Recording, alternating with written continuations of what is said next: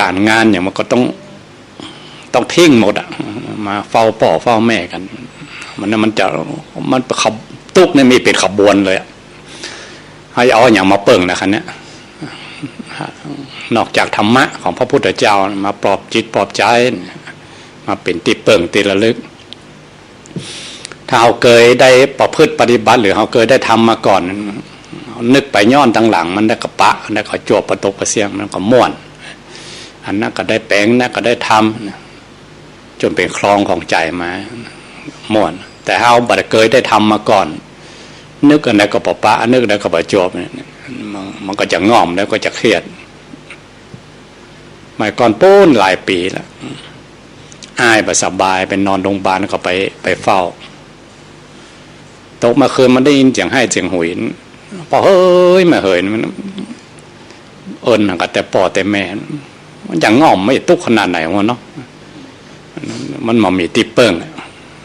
นะพอเขาทั้งหลายเนาะบางทีเขาเป็นวัยผู้เฒ่าผู้แก่ละเดี๋ยวคนเจ็บไข้ได้ป่วยเนี่ยอันยังเขาลองกึดว่าสุมาตเนาะเรามือกายนะผ่าเรากึดย้อนหลัง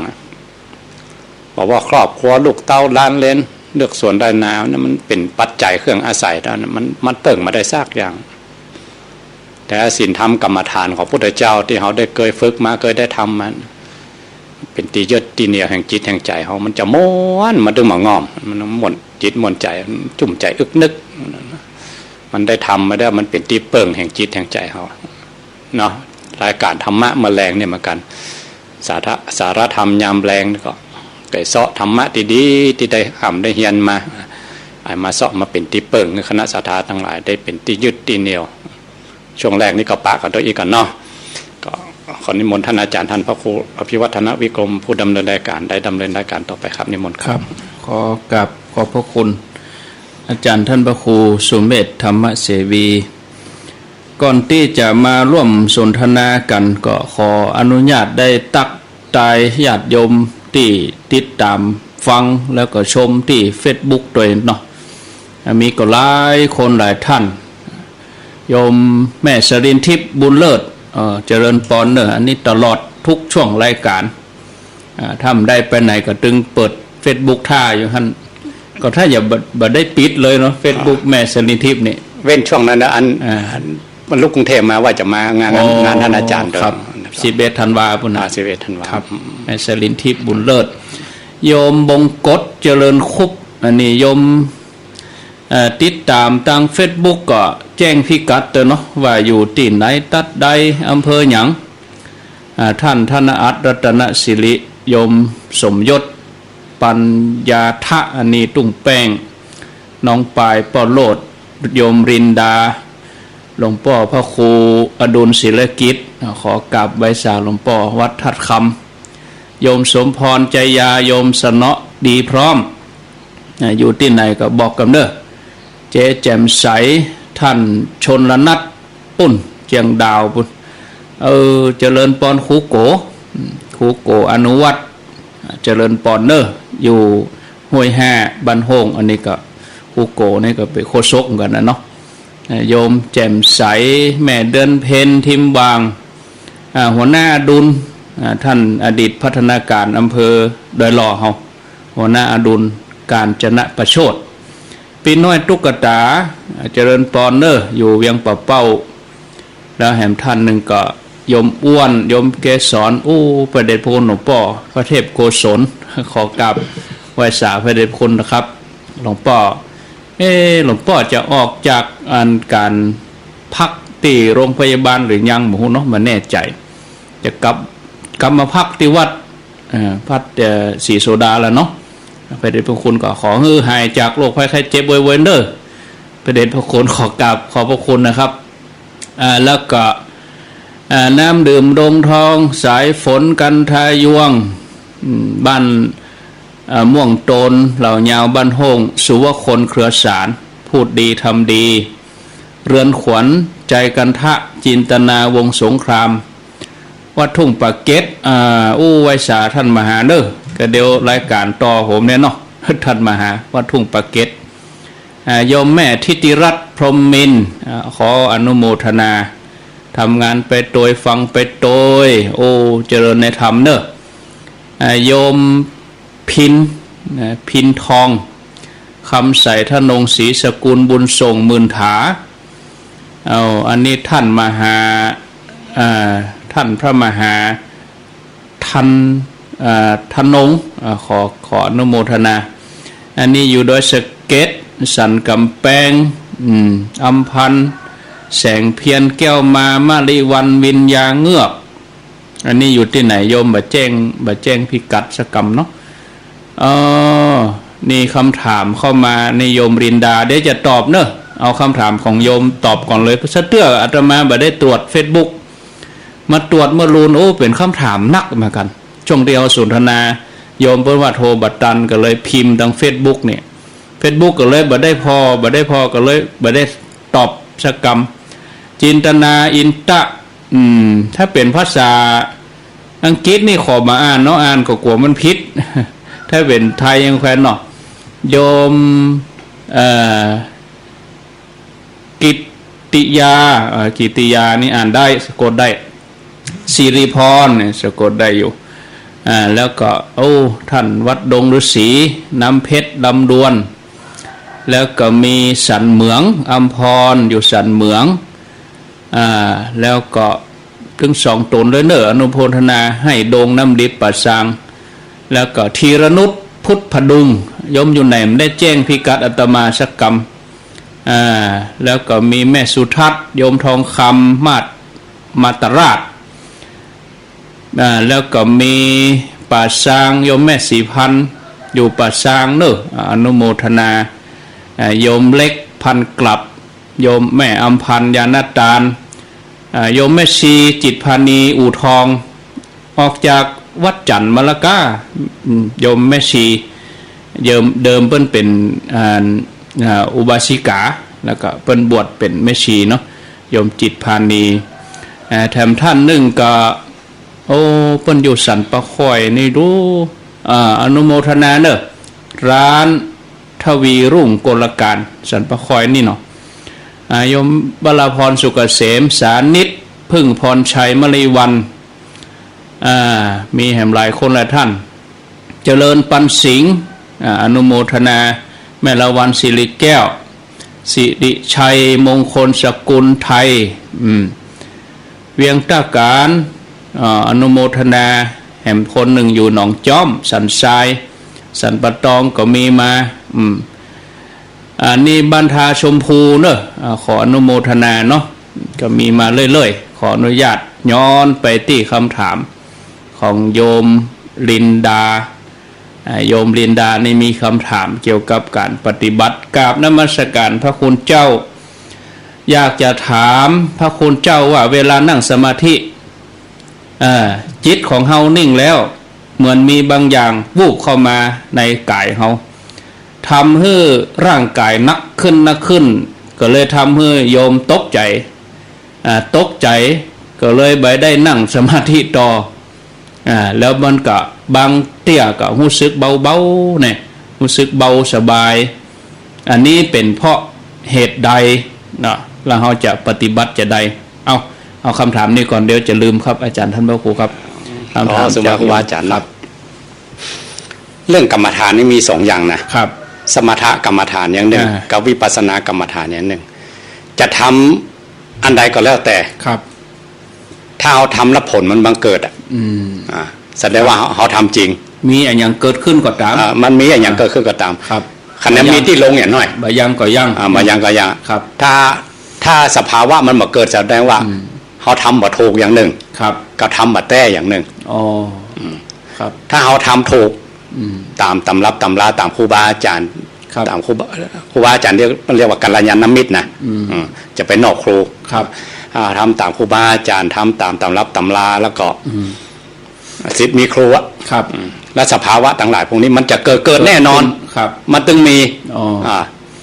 ถ้าบะหมี่นี่เป็นไปไม่ได้แสดงว่าปฏิบัติบะเข้าขั้นบะถูกโดยบะถูกแล้วบะยะบะแต้ครับตอนนี้มอกเป็ดเจ้าเป็นปัจจัยป่ะเนาะพอให้พอดีเราสังเกตเราไปวัดอ่ะครับ หนังได้จากกัมพูชามันมีคนเท่าไปต่อยก็ย่ำได้อาเฮมเตอร์ไอแฮม หาใจยังมา2-3เพือกแล้วพอแล้วอ๋อแล้วเพราะเนาะครับเหมือนกับต้มน้ำยังมาตันเดือดเอาหลวออกแล้วนะครับเพราะนั้นเวลาเราทำกรรมฐานจะมีสูตรของสติปัฏฐานครับอาตาปีสัมปชโนสติมาอาตาปีเผามันจนห่อเนี่ยเหมือนเฮาต้มน้ำเหมือนเฮาจะตีเล็กถ้ามันหมาฮ้อนมันแบบเดือดแล้วกิเลสมันแบบเล่าร้อนแสดงว่ามันแบบไปซ่อนหามันแบบเต็มที่มันแบบเต็มที่มันก็แบบปากดมันไปซ่อนอยู่ในไหนเพราะต้องต่อความเพียรไปเต็กใช่มันครับมันลบ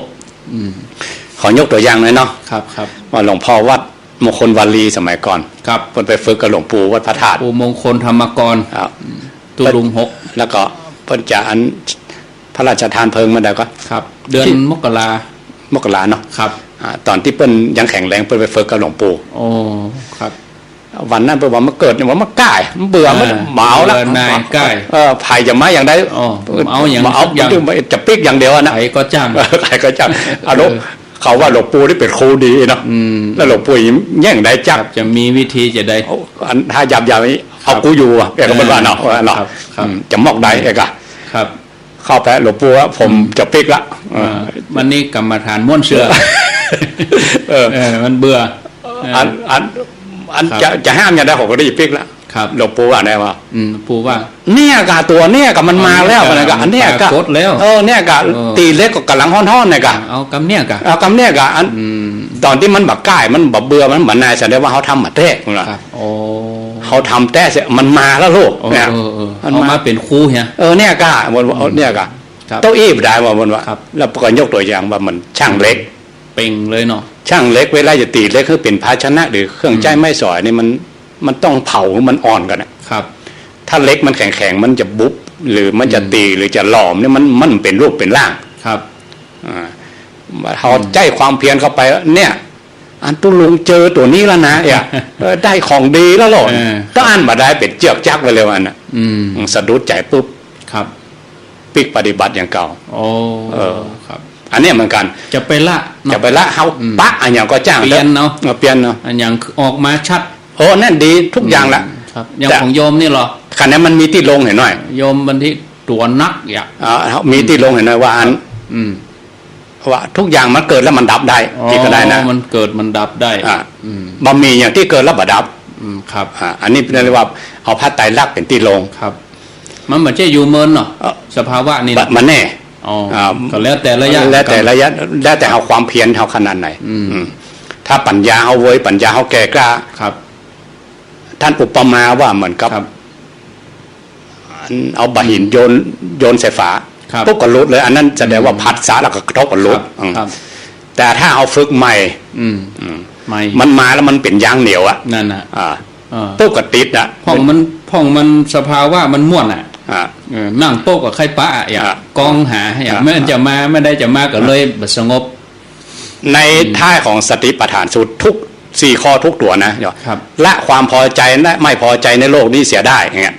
อันนั้นเอาไปเป็นตัวที่ละนะครับตัวที่เพียรคืออย่างต้องอาตาปีเอาจนมันเล่าร้อนต้องเปลี่ยนถ้ามันแบบเล่าร้อนเท่าสภาวะต่างหลายทำลำบากเกิดแสดงว่าเขาเนี่ยมาแต่อันนี้ดีละถ้ามันมาหมู่นี้นะแสดงว่าเขาทำจริงแล้วต้องเนี่ยอย่างไรถ้าสิ่งหมู่นี้เกิดขึ้นคนที่ดีควรจะไปเข้าคอร์สต้องปะครูบาอาจารย์ต้องเข้าสำนักถ้าเขาได้ปะครูบาอาจารย์หรือเขาเข้าสำนักหรือเหมือนเปิ้นจี้จ้องบอกทางถ้าเขาได้สูตรแล้วเหมือนกับเขาได้แนวทางคราวนี้เขาไปแจ้งอย่างไรก็ได้ครับเป็นมีแนวแล้วกันนี้ก็เตียวได้ละกะแต่ว่าตอนแรกไปเนี่ยคนเดียวมันโยมกับจังกลัวนะกลัวก็เลยละเหรอน่ากะเนี่ยทันทีมื่นตาพ่ออย่างถ้าไปเจอสำนักบางทีมันว่าถ้าสภาวะพวกนี้มันเกิดเขาอยู่ได้ดีตอนนั้นน่ะครับยอมตายเองอะมันไม่ใช่ตายทั่วไปเพื่อว่าตายในกรรมฐานครับตายในกรรมฐานมันว่าจิตมันจะปูดอ่ะบางคนก็เหมือนบะมีลมหายใจอ่ะสะดุ้งเนี่ยฝั่งเอามือมาอังจมูกตัวเองมันจะได้ดีกว่าตอนนั้นนะกันนะจะเป็นละความเป็นตัวเป็นตนไม่ปูดตอนนั้นหรอกครับมันจะโหยหวนนะเขาก็คือมันก็คือเขานะครับแล้วที่โยมที่ยังที่มีโยมจังถามว่าอันจิตในจิตไก่ในไก่หรอมันก็สภาวะอันเดียวกันน่ะ สติปัฏฐานสี่นี่มันมีตั้ง3ชั้นนะ อ๋อไม่ ดู เป็น กายภายนอกกายภายในกายในกายอันนี้มันเราต้องไปเข้าคอร์สก่อน ครับ มันถึงจะรู้ว่าตัวใดเป็นตัวใดเองอะ ครับอย่างของโยมนี่เปิ้นว่าก่อนนั่งแล้วมันมีสมาธินั่นน่ะ อ่ะ โยมนั่งสมาธินั่นนะ อ่ะ มันก็นิ่ง อืม แล้วก็เหมือนว่ามีบางอย่างวูบวาบวูบวาบ โอ้อย่างนี้ยังน้อยไป น้อยไป น้อยไป บางคนยังลอยยง ไม่มีสปะ ลอยก็มี อัน ตัวหลวงตัวใหญ่ แล้วหลวงปู่มันบอกว่าเวลาเอาไปปฏิบัติ อืม เป็นว่าสภาวะพวกนี้จะไปบอกให้กัน อ๋อ ถ้าบอกให้กันแล้วมันจะ เฮี้ยนกันนะ มันจะเป็นเรียกว่ามันเป็นสัญญา มันเป็นจะมันเรียกว่าตั้งโปรแกรมใส่กัน ครับ จิตนี่มันเก่งนะ อ่า พอมันฟังแวบเนี่ยมันไปจำ จำ เพราะมันจำแล้วไม่ไปสร้างภาพมา ไปเอาเฮี้ยนตัวเปิ้น แล้วไม่เป็นสัญญา ได้เป็นของตัวเอง มันไม่ใช่ของเฮา ครับ เฮาต้องหนึ่งเดียว ครับ แต่เจ้านี่ได้เล่าถึงที่พระสารีบุตรที่เปิ้นโดนยักษ์บุบอ่ะ อ่ะ ยักษ์เอาเปิ้นเอาบุบตัวหัวเปิ้นอ่ะบุบ อ่ะ หัวเปิ้นอ่ะ อ่ะ ตัวนี้ก็เป็นสภาวะกะ อันนี้หมายถึงอันพระสารีบุตรไปเข้านิโรธ อ๋อ คำว่านิโรธสมาบัติเนี่ยแบบดินน้ำลมไฟทุกสิ่งทุกอย่างในโลกจักรวาลทำอันตรายแต่คนที่เข้านิโรธมาได้ แล้วยักษ์มาเนี่ยนี่เปิ้นได้ไหน ลำคาญมันเปิ้นโคนหัวใหม่ น่ากะ ๆแล้วมันเหาะข้ามมาแล้วมันเหาะข้ามมาได้ด้วยตบะของ อ๋อ ของ การปั้มเป่งบารมีเปิ้น ผู้เจ้าหัวมดเนี่ยมัน หมอกใดแล้ว สมณะหัวโลดเนี่ยมันอ่านอนนะภาษามันนะครับ มาขวางตางพวกอย่างนี้เองอะ ครับ บุ๊บแล้วเป็นว่าแม้แต่ชายจีวรอย่างเงี้ยบักกระเทือน แต่ยักษ์ก็ตกมนหกไป อันพอรับตาไปหน่อย ครับ แผ่นดินอยู่มาได้วันนะ สูบ เคาะอยู่ดีๆนะครับ แผ่นดินก็สูบลงไปเลย บ่เกี่ยวกับสภาวะอย่างนี้เนาะ มาเกี่ยว อ๋อ คนละ อันนั้นเป็นตัวละหันตาละ ครับ แต่อย่างหมู่เฮาที่เป็นปุถุชนคนธรรมดานี่สภาวะมันเกิดขึ้น อ่ะ แล้วต้องพิจารณา มีติลง อ๋อ มีติลงคือว่าทุกสิ่งทุกอย่างมันเกิดแล้วมันดับได้ ครับ มันมีอย่างเที่ยงแท้แน่นอนที่มันเกิดแล้วไม่อยู่ชั่วอนันตการมี อืม ในโลกแห่งวัฏสงสารนี่นะครับ มันเกิดแล้วมันต้องดับเองอะ อ่า มันมีหลายอย่างก็ โอ้มันสปะ อ๋อ เป็นปิติก็ปีเป็นความสงบก็มี เป็นแสงเป็นหยังมา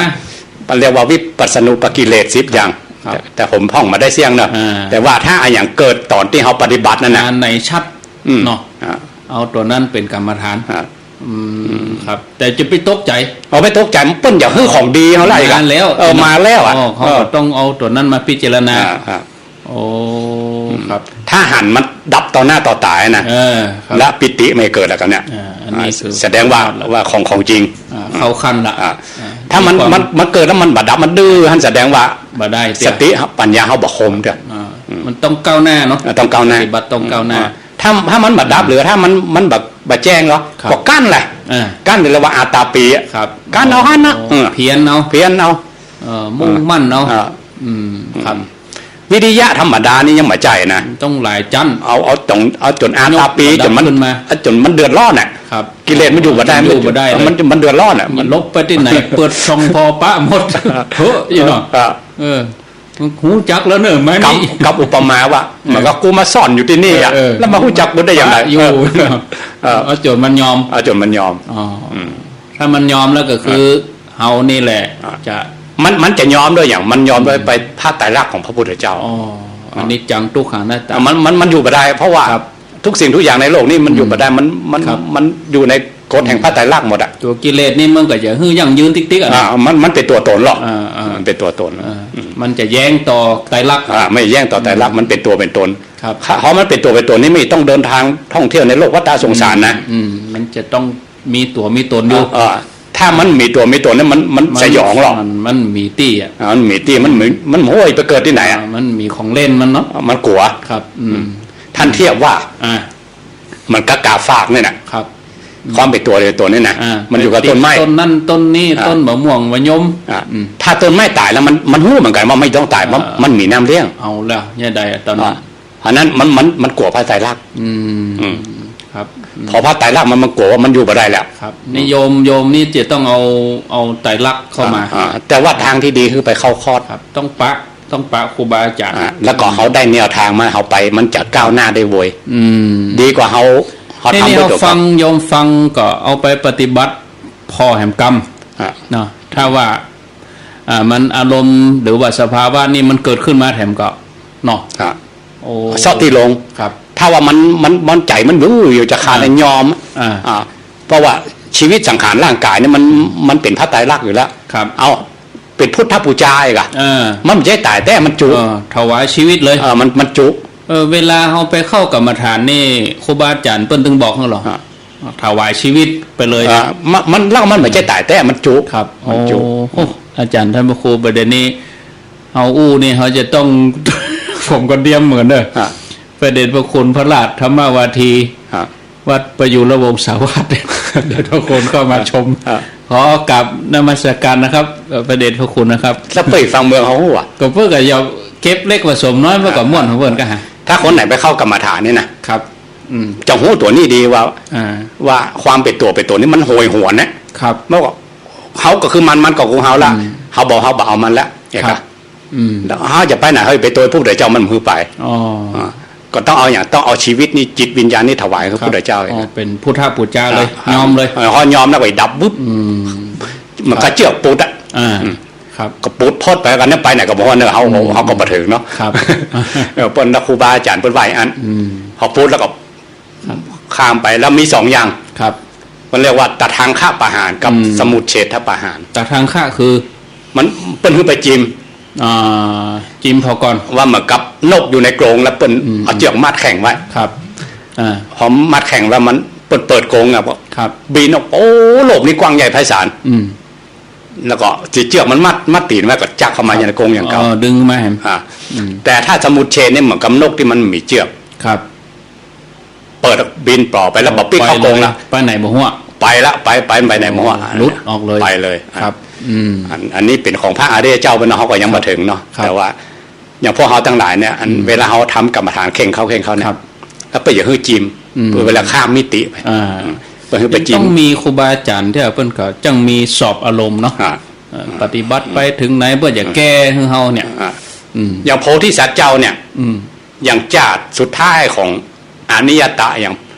พระพุทธเจ้าเขาเนี่ยเนาะตอนที่ไปเจอพระพุทธเจ้าชื่อว่าทีปังกละสัมมาสัมพุทธเจ้าเนี่ยก็เรียกว่ามีอรหันตคุณพร้อมรูปโผล่ขึ้นมาในใจละเขาตัดถ้ามรรคยานตัดก็จะเป็นอรหันตานะแต่เพิ่นมาเอาสกรรมเพิ่นหันนิพพานหันอย่างแจ้งหมดละแต่ว่าอรหันตคุณรูปโผล่ขึ้นมาแล้วพระองค์ก็บอกกันนะว่าจะเลือกเอาระหว่างที่ว่าอันโพธิญาณเนี่ยอยู่ใต้มหาอเวจีบนถ้าเธอไปมกอันซี่อสงไขยแสนมหากับอาหารที่อยู่2 หน้าเนี่ยจะได้เอาอันใดจะเอาอันใดครับแล้วเปิ้นเลือกอย่างพระองค์ว่าโพธิญาณอยู่ในก้นมหาเวจีจะไปเอาปุ้นพระองค์เลยพยากรณ์ถึงว่าต่อไปในอนาคตการเบื้องหน้าอีก4อสงไขยแสนมหาจะได้เป็นพระพุทธเจ้าตนหนึ่งอันนั้นคำว่าอนิยตามันขาดตอนนั้นคือเปิ้นหันหมดละแต่ว่ามรรคญาณมาเกิดเพราะนั้นจะมีตำราบางตำราเขียนว่าพระโพธิสัตว์คือพระอริยเจ้านี่บัจจัยบัจจัยเป็นโพธิสัตว์โพธิสัตว์คือเป็นปุถุชนปุถุชนนี่ต่ำเป็งโพธิสัตว์นี้ตอนที่บัดได้รับพยากรณ์เนี่ยบอกไป2 ที่คือบอกไปอสัญญีพรหมกับบอกไปอันอย่างก็บอกไปอรูปพรหมนอกนั้นจะไปหมดอ่ะตกมอดเขาก็เป็นนะไปมาแล้วอาจารย์อัญชาดกมีบ่อยๆไปมาทั่วพระเตมีเป็นชปะครับแต่ถ้าพระอริยเจ้าอย่างโสดาบันขึ้นไปเนี่ยสัตว์เดรัจฉานก็บอกเป็นแล้วปิดประตูเพราะนั้นโพธิสัตว์นี่จะสูงกว่าพระอรหันต์แต่ต่ำกว่าพระโสดาบันสูงกว่าพระอรหันต์เพราะอย่างเพราะว่าเป็นพุทธวงศ์ไปแล้วอยู่ในวงของพระพุทธเจ้าแต่ว่าต่ำกว่าพระโสดาบันคืออย่างเพิ่นบอกมีมรรคญาณพระโสดาบันบอกเกินเจตจาไปแล้วเนาะนั้นโพธิสัตว์นี่บัจจัยพระอริยเจ้าแต่มีอรหันตคุณลูกโพรงขึ้นมาแล้วมาเอาอันนั้นเป็นของเดลวัตตัดทางข้าประหารถ้าสมุทเฉทประหารอย่างพระอริยเจ้าทั้งหลายเป็นตัดแล้วเนาะไปแล้วประโยชน์แล้วนั้นเวลาเขาทำกรรมฐานเนี่ยถ้าเขาทำจริงนะเปิ้นจะให้มีมันตึงตัดทางข้าประหารเปิ้นอย่างขึ้นมาเปิ้นไปจีมไปจีมมีมาคะแนนปฏิบัติจริงๆนะครับพอบางคนเขาไปจีมแล้วเมตตาเกิดบ้าโอ้มันหันอินดูไปหมดอ่ะนั่นน่ะอย่างโพธิสัตว์ได้อย่างก็ได้ยินเสียงสัตว์ตะวันโลกทั้งหลายให้กัน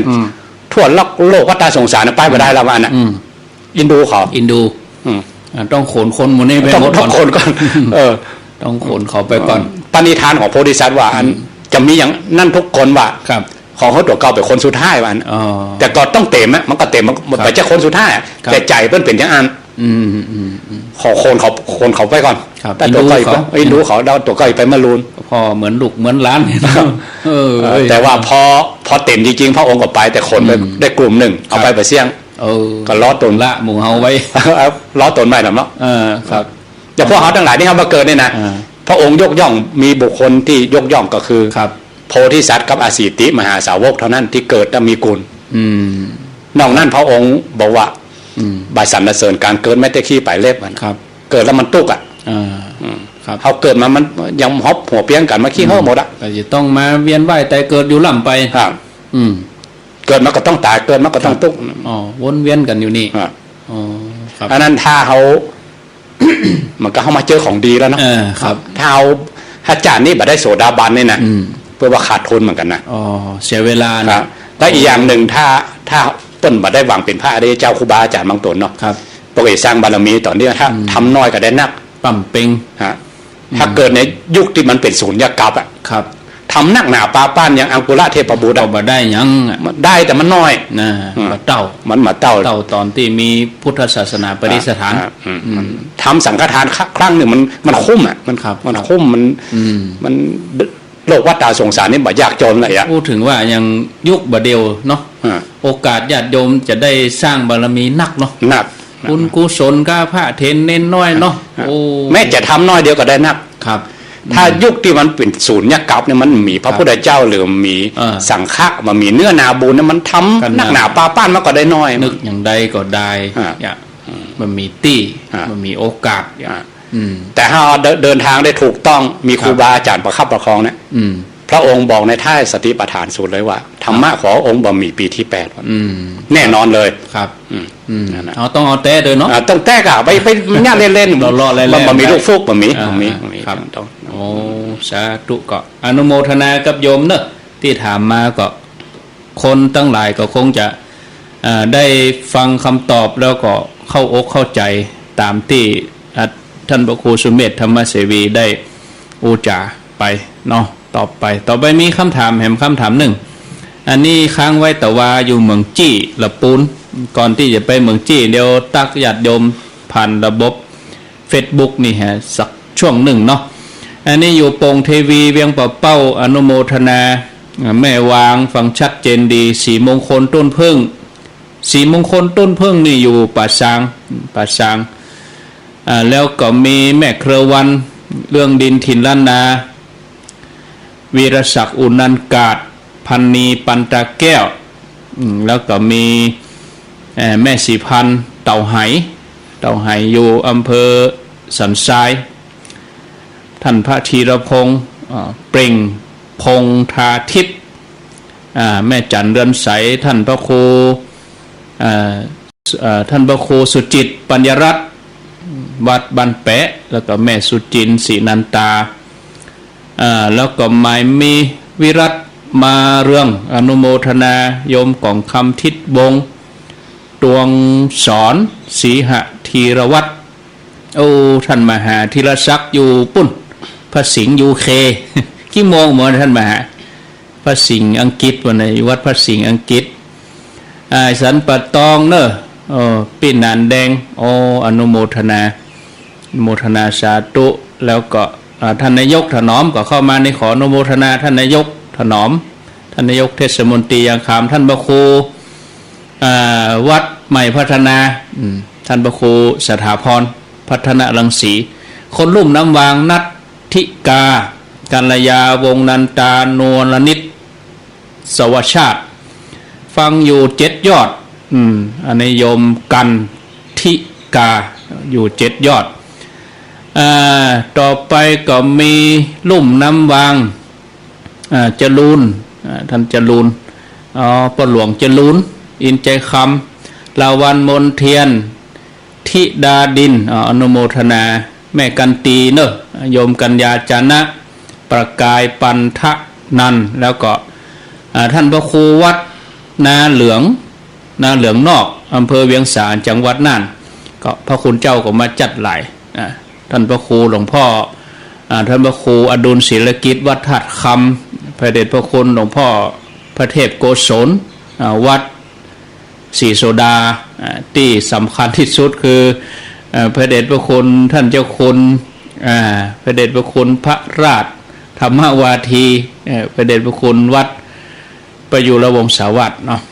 ก็ขอบพระคุณในความเมตตาของครูบาอาจารย์แล้วก็มีบ้านทาชมพูด้วยเนอะอนุโมทนาสาธุที่ได้ติดตามกันน้องจ้อมจบทาง Facebook บางทีก็ต้องตักเปิ่นตัวเป็นช่วงขออนุญาตนะครับว่าหลวงพ่อพระครูอดุลนี่ผมเป็นมันก็แฟนคลับหนังสือเลยครับแล้วเขามาถามท่านถามนี่ผมว่าใจหนังสือท่านเอาให้ปู่จานพูดปู่จานเอาตัวนี้เป็นลักเอาหลวงพ่อแล้วนะครับเราถือว่าอันถ้าเทียบอย่างในหนังสือหลวงพ่อเป็นนายน้ำมูนะหลวงพ่ออย่าว่าไปดังใดก็เอาหลวงพ่อว่านั่นเรื่องปากกระตือนนี่นะเพราะว่ามือจันวันดีถ้าถามผมเนี่ยผมมือทึกอ่ะก็เอาหลวงพ่อว่านั่นแหละดั้งเดิมแต่ปฏิทินล้านนาหลวงพ่อก็ยังมีครูบาอาจารย์สืบมาอย่างไรหลวงพ่อแต่ผมว่าหลวงพ่อเป็นวางอินอ่ะหลวงพ่อเป็นเขียนในปฏิทินแน่นอนดีครับมีติลงอ่ะครับผมก็ใจนะปฏิทินเดี๋ยวเพิ่งออกมาแล้วหรอปฏิทินล้านนานะผมเอาเป็นเล่มเลยครับออกมาแล้วปฏิทินปี62ครับมีคำถามจากเมืองจี้แต่ว่าเมืองจี้ละปูนว่าจะเรียนถามพระคุณเจ้าว่าคนเท่าที่เปิ้นเป่างูสวัสดิ์มาเฮงได้อย่างกายเป่าตาแดงตาเดิงอย่างพอจังมีเหมือนกันเนาะเป่าน้ำมนต์น้ำอย่างนี้จะได้อันนี้ส่งอย่างวะนี่เขาต้องมาติมอธิบายก่อนครับนิมนต์อันนี้ถ้าอู้ต่ำในพระสูตรนี่นะเรียกว่าสัจจะแล้วเขาอยากเข้าถึงสัจจะตัวนี้มอกใดกันครับไม่ใช่ธรรมดาเรื่องสัจจะอธิษฐานเนี่ยนี่เหมือนกันครับอย่างพระโพธิสัตว์เจ้าคาถาอธิโลเกคาถานุคุมไฟไหม้มาเป็นหน้ากระดานหนีแล้วก็บอกมีสัจจะเหมือนกันนะครับแล้วก็พ่อแม่ก็ไปซอกอาหารไหมเนาะตัวก็ปีกก็บ่มีหางก็บ่มีกุดรุดเนาะก็ได้ตั้งสัจจะว่าปีกข้าพเจ้าก็บ่มีหางก็บ่มีพ่อแม่ก็ไปทำมาหากินไฟจงดับมันน่ะดับเลยโอ้โดยสัจจะของโพธิสัตว์ครับแล้วก็ขอยกตัวอย่างครูบาอาจารย์ท่านผู้เฒ่าเนาะหลวงพ่อคล้ายวาจาศิษย์นี่ก็สัจจะเหมือนกันเปิ้นตั้งสัจจะหลวงพ่อจำเนียนเกิดไปถามว่าหลวงพ่อว่าอย่างใดมันอย่างเป็นอย่างอันหลวงพ่อว่าต้องถือศีลข้อ4คือบริบูรณ์ชัดเจนว่าจะไปก็ต้องไปจะนั่งก็ต้องนั่งแน่วแน่ต้องแน่วแน่จะไปเปลี่ยนครับอย่างเขาบางทีเขาบอกจะไปก็เดี๋ยวแว่ไปอันนั้นจะได้ว่าสัจจะมันขาดครับในสมัยพุทธกาลก็มีครับมีคนหนึ่งมันบรรทุกอันพุกอันนั้นอันพริกจะไปขายไงครับไปปะหลวงพ่อนั้นเปิ้นพระองค์ก็ว่าเหมือนเป็นวาสนาเปิ้นเปิ้นว่าถ้าเป็นบ้านเขาว่าไอ้บาคิงฮากูเมืองเนี่ยเนาะว่าเป็นมึงเป็นกูใส่ไงครับแล้วมันจังหลวงพ่อพ่อหลวงว่าใส่หลวงพ่อถามว่านั่นอย่างน่ะครับบอกว่าขี้หนูนะกะพอมันไปถึงเนี่ยเมืองเปิดพอพริกดินมาอย่าไปขายไปขี้หนูหมดอ่ะโอ้เป็นขี้หนูไปเหรอพ่อสัจจะนี่พ่อสัจจะของหลวงพ่อเนี่ยขี้หนูน่ะก็ขี้หนูนะกะเนี่ยเรียกว่าสัจจะของครูบาอาจารย์สัจจะของก็เป็นขี้หนูแท้เป็นอรหันตฤทธิ์เนี่ยกะครับโดยเฉพาะโพธิสัตว์เจ้าเนี่ยครับถ้าเราไปอ่านเรื่องบารมีสัจจะอธิษฐานเนี่ยนะว่าอย่างนั้นก็เป็นอย่างนั้นอ่ะเพิ่นบอกเปลี่ยนอ่ะอุปมาสัจจะอธิษฐานเหมือนกับดวงดาวบนท้องฟ้ามันครับถ้ามันเปลี่ยนวงโคจรเนี่ยนะมันจักรวาลมันอย่าล่มมันเปลี่ยนมันต้องหมุนของมันอย่างนั้นนะจักรราศีต่างๆพระองค์ว่าสัจจะอธิษฐานของที่สร้างบารมีก็เทียบมันจักรราศีครับอันนี้คือต้นเหตุเนาะว่าสัจจะมันเป็นอย่างไรเองครับเพราะนั้นเวลาครูบาอาจารย์ที่เป็นเคร่งกรรมฐานนะแต่ครูบาอาจารย์ที่เป็นถือศีลสัจจะไอ้เนาะครับเพราะนั่นไทยอย่าไปให้ครูบาอาจารย์ได้ด่ามันว่ายังเป็นอย่างนั้นว่าได้ไงเป็นอย่างนั้นนะคาถานี่ยังน้อยไปครับคาถานี่ยังห้ามยังเป็นว่ายังเสกยังสวดครับครูบาอาจารย์พวกเราต้องเสกต้องสวดเนี่ยว่าอันใดก็เป็นอันนั้นมันครับมันต้องมีกระทงกระถายอย่างด้วยสัจจะของครูบาอาจารย์มันที่เป็นปั่มเปงมาอย่างคนเฒ่าแก่ที่เปิ้นเป่าเราจะ เป่าแล้วเปิ้นบางทีก็หายได้อันนี้ เขาจะอันนี้ส่งคือช่วยคนนะ ช่วยคน จะเมตตามันมีอยู่แล้วแหละเมตสำนับเปย์เปย์ยันให้เงินทองมาลุ้นนั้นมันเป็นอย่างนั้นแต่เนาะมันเป็นของแถมไปครับที่จริงใจของคนเท่าเนี่ยเป็นโหมดังนี้อีกอะครับเป็นโหมเป็นห้ามเป็นเฮียนมาดังนี้ก็อินดูลูกหลานนะครับและคาถานี่เขาอย่าไปดูถูกว่ามันบัจเจของแต้นะเป็นเรียกอัปปมาโนธรรมโมครับธรรมะของพระองค์นี้นับบ่ได้ประมาณบ่ได้ยังมาถึงนี่กะครับแล้วก็ถามคาถาว่าส่วนมากมันเป็นอะไรอย่างส่วนมากกับกรรมของพระพุทธเจ้านะครับที่พระองค์เคยตั้งสัจจะมาแล้วครับเปิ้นเอาหัวใจนะมาเอาหัวใจมาครับเอาหัวใจมาต้องเข้าไปแล้วมันได้เฉพาะบางคนครับโอ้มันไม่ใช่ทั่วของเก่ากันบางคนเพราะอย่างที่เปิ้ลหนึ่งของเก่าเปิ้ลมีกันเคยบำเพ็ญเรื่องสัจจะอธิษฐานมาครับอันที่สองเปิ้ลเอาแต้เปิ้ลท่องแต้ครับเอาอุปมาอย่างหนึ่งว่าเรื่องกสิณเนี่ยครับแล้วคนที่เปิ้ลเฮียนสมาธิเรื่องกสิณเปิ้ลว่าไฟมันก็เป็นไฟนะก็กายสามารถจะไหม้หันไหม้นี้ได้เป็นไฟแล้วเขาลองว่าไฟว่าข้ามมันก็มันเป็นเพราะอย่างเพราะเปิ้ลมีฌานมีอภิญญาว่าไฟมันก็เป็นไฟลุกเลยว่าเป็นน้ำก็เป็นน้ำเลยแล้วก็เขาก็ว่าอย่างเปิ้ลมันยังเป็นก็นั่นอันนี้เหมือนกันอย่าว่าถ้าคาถาเล็กๆน้อยๆเลยอภิญญามันยิ่งกว่านี้อีกว่าไงครับโอ้มันยิ่งกว่านี้ครับนี่ก็โอ้ดีแล้วนั่นก็ดีกับปอดเหมือนกับพระปอดได้ห้ำได้เฮียนมาครับคนโรคภัยไข้เจ็บมาช่วยเขาโดยอาศัยสัจจะนี่แหละแต่ตัวเขาต้องปฏิบัติต้องมีสัจจะตัวนั้นเพราะเป็นว่าถ้ามีสัจจะมันเสื่อมเสื่อมแต่ก็เสื่อมมันเหมือนตาจ้างอ่ะครับของดีปกติต้องเขาอีกดีมากได้ครับเที่ยงตรงมันเสมอกันนะครับเขามีมกอีปกติคือมกเอียครับอ๋อเอ้าแหมคำถามหนึ่งเนาะอันนี้อยู่เมืองเป้านี่แม่อยู่เมืองเป้านี่20 บาทสาวถ้าเมืองเป้า50เนาะอันนี้โทรมาหลังไม่แต่ว่าอันสวดมนต์บ่ได้อาจจะเป็นคนบ่เก่าเนาะเปิดหนังสือก็อ่านบ่ออกแต่ได้ก็ฟังอย่างเดียวอย่างจะเป็นอย่างใดจะดีว่าจะได้บุญโดยเปิ่นก็ให้คนเฒ่าถามสวดบ่ได้บ่ได้ที่จริงเขาก็แค่อรหังสัมมาเล็กๆน้อยๆที่พิโสก็พอแล้วถ้าบ่ได้แต่ว่าผมแสดงว่าเขาบ่ใส่ใจอรหังสัมมาที่พิโสนี่นะโอ้บ่มีสุญญ์เท่ากับเท่านี้ครับถ้ามันมาจำแต่จำว่านะครับก็เป็นกรรมใบกรรมสาเนี่ยแค่ว่าบ่ได้อย่างเห็นเลยนี่คงจะมีโอ้บ่ใช่แล้วมันแสดงว่าเขาบ่ใส่ใจครับมันต้องได้กะเขาจะไปเอาบทอย่างที่เปิ้นว่ากะบทอย่างที่มันยากๆเปิ้นว่าเอาธรรมจักเนอะเขาก็จะเอาธรรมจักเฮ้ยได้อย่างเปิ้นมันก็บ่ได้เนาะมันบ่ได้โดยเฉพาะความชราอย่างนึงมันเป็นอุปสรรคยังบ่เดียวผมเหมือนกันเนาะครับลืมส่วนมดกินของเก่านั่นแหละจะไปเฮียนนั่นใหม่นี่มันประจำมันเปิ้นเอาประเด็นนี้ต่อไปนี่นะพระทั้งหลายต้องเฮียนบทนี้เนอะอย่าถ้ามันได้นี่บ่ได้นะอย่าฮือไปมองสักสาวบรรทัดนี่มันบ่ได้แล้วมันได้หน้าลืมหลังมันบ่ได้อาศัยที่เขาเคยท่องมาก่อนมาตั้งเมื่อหนุ่มน้อยฉะนั้นอย่างโยมเขาก็เหมือนกันเมื่อหนุ่มน้อยก็เฮงแตะเนาะมกสาว30เนี่ยนะสวดมนต์ไหว้พระอย่างเงี้ยเนาะเท่าแก่มานี่ของเก่าทั้งนั้นจะฟื้น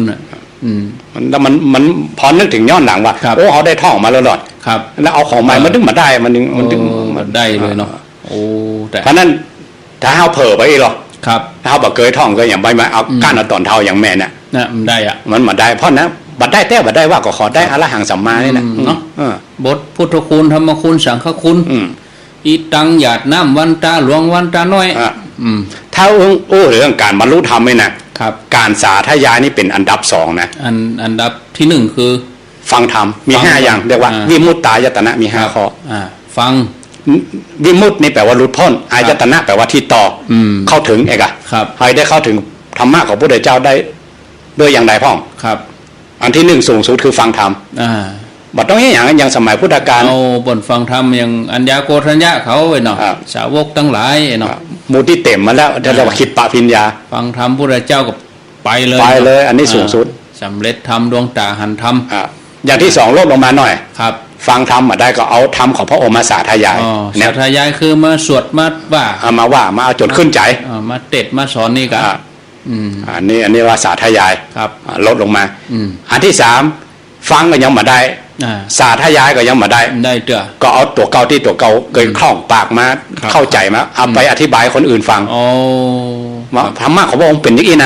า1 2 3อีนา ครับ อย่างอีนาอย่างไร ต้องก็เป็นการตัวเก่าก็เฮียนหู้ไปตัว ครับ ฟื้นตัว ครับ อืม อันนี้ส่งของการ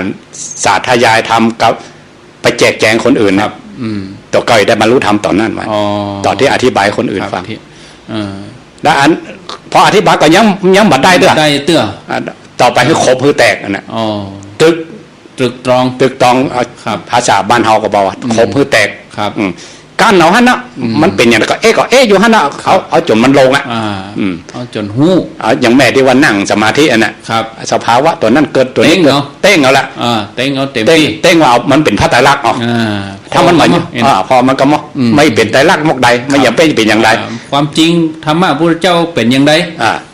ลองพิสูจน์ดู มันบอกเป็นไตรลักษณ์แต่ธรรมะเขาบอกว่ามันเป็นไตรลักษณ์ เอาพอแล้ว แล้วมันจะลงมกใดอันเนี้ยไปเราครบคือแตก มันจะจับติดไหน อ่า นี่เนาะ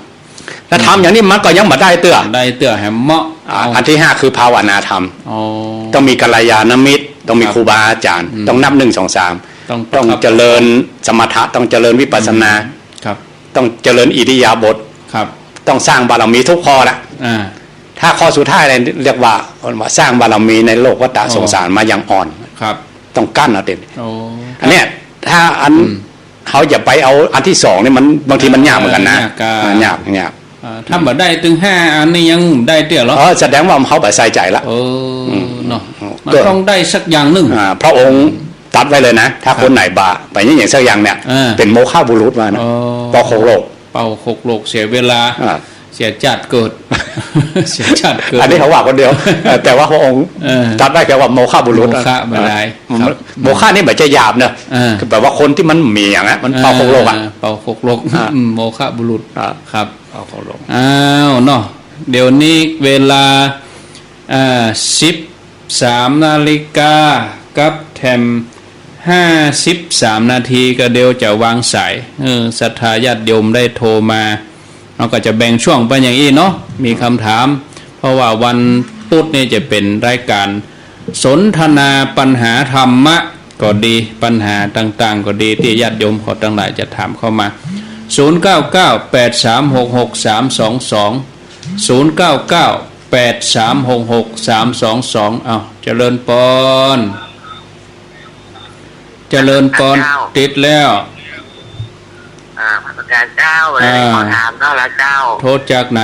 รายงานตัวก่อน แม่พาไม่ย่อยสันทรายเป็นคนไข้ติดเตียงเจ้า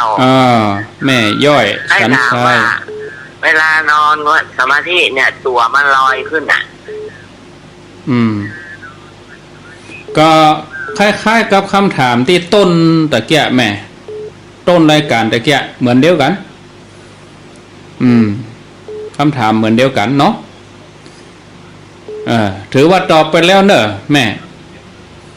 ตัวลอยขึ้นก็ตัวป้องก็ตัวหายก็ลมหายใจมันมีฮะ เจ้า แม่ว่าใดก็ เวลานอนสมาธิเนี่ยตัวมันเหมือนว่าตัวมันลอยขึ้นอ่ะ ก็นั่นน่ะคำถามคล้ายกันอันเดียวกัน